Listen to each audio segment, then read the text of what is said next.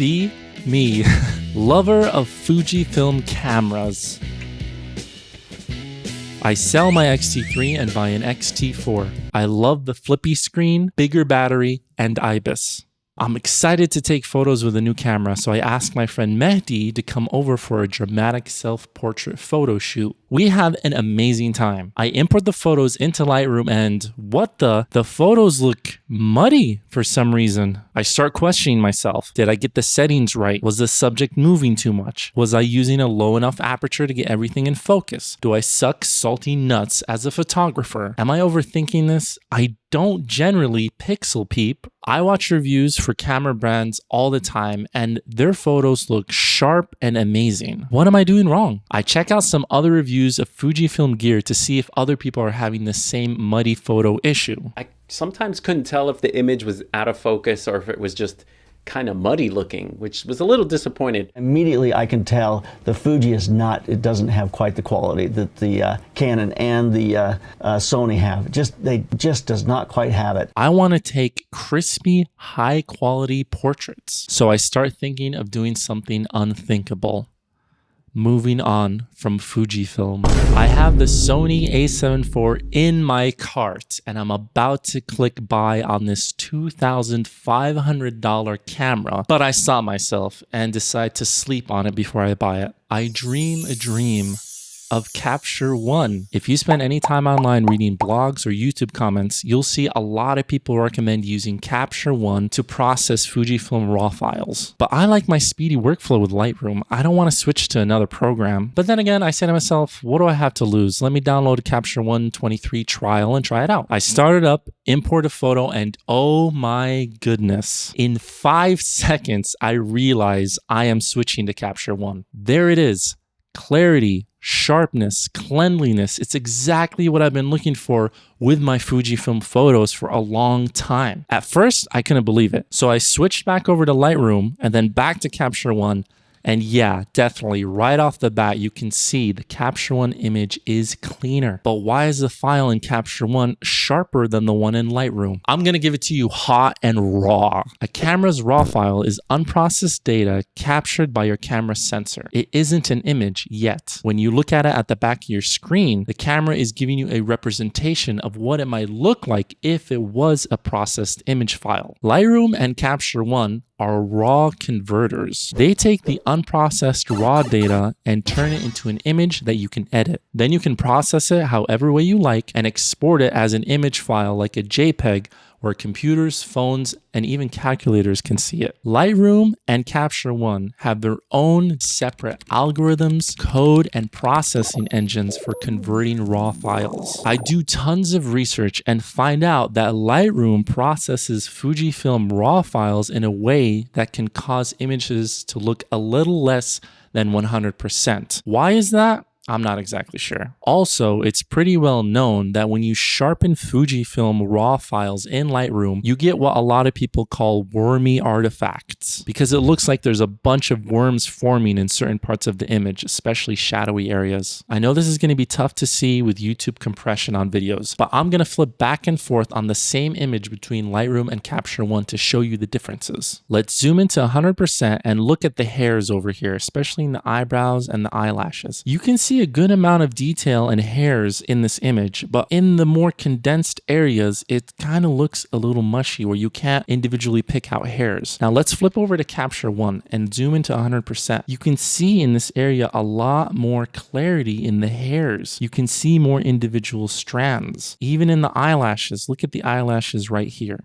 If I go back to Lightroom, you can see that the ends of the eyelashes are getting dotty where you can't really make out the ends of the hairs that much.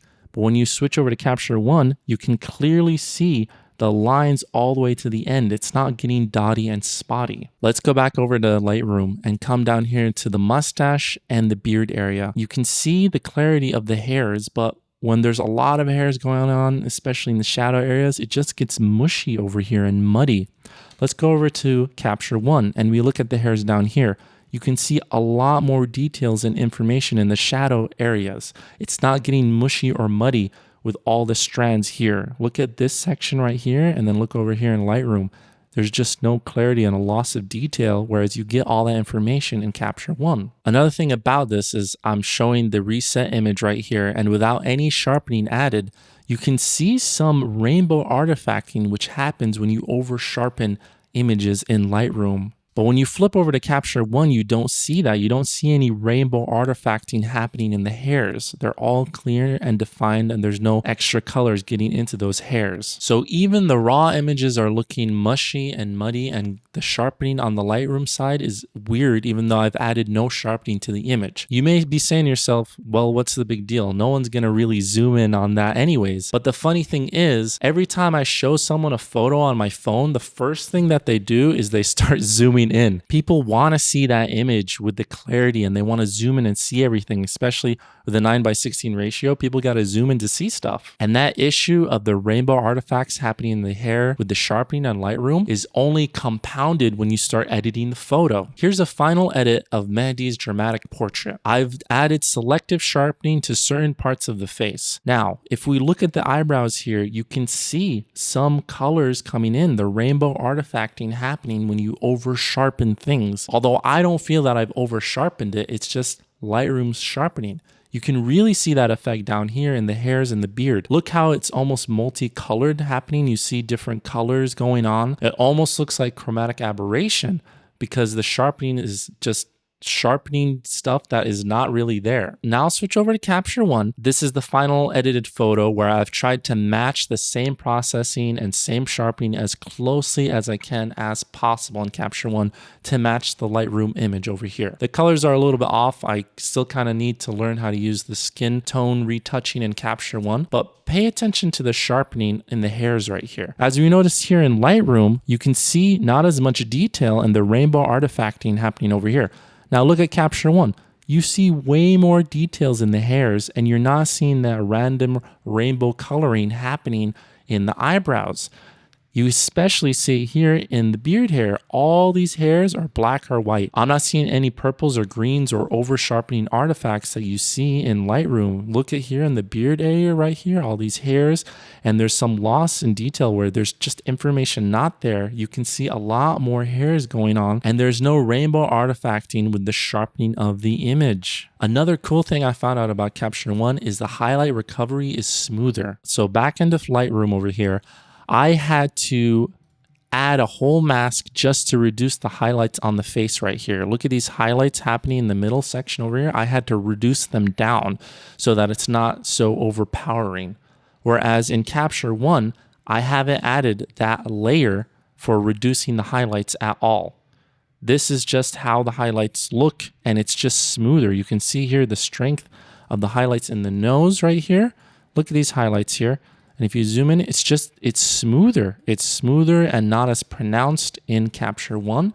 And the highlight recovery is better on Capture One with Fujifilm RAW files. Seeing Fujifilm files in Capture One with my own eyes converted me. Just like how Capture One beautifully converts Fujifilm files. I highly recommend you at least try out Capture One. There's a free 30-day trial. You can try it, no questions asked. Put some of the files that you've processed in Lightroom, import them into Capture One, and check it out and see if you see any details coming to life in Capture One, just like I did. Or keep using Lightroom if you're used to the workflow and you like the results. I want my photos to look the best that they can be for myself and my work, and for the people that I create photos for. I want them to have the highest quality possible.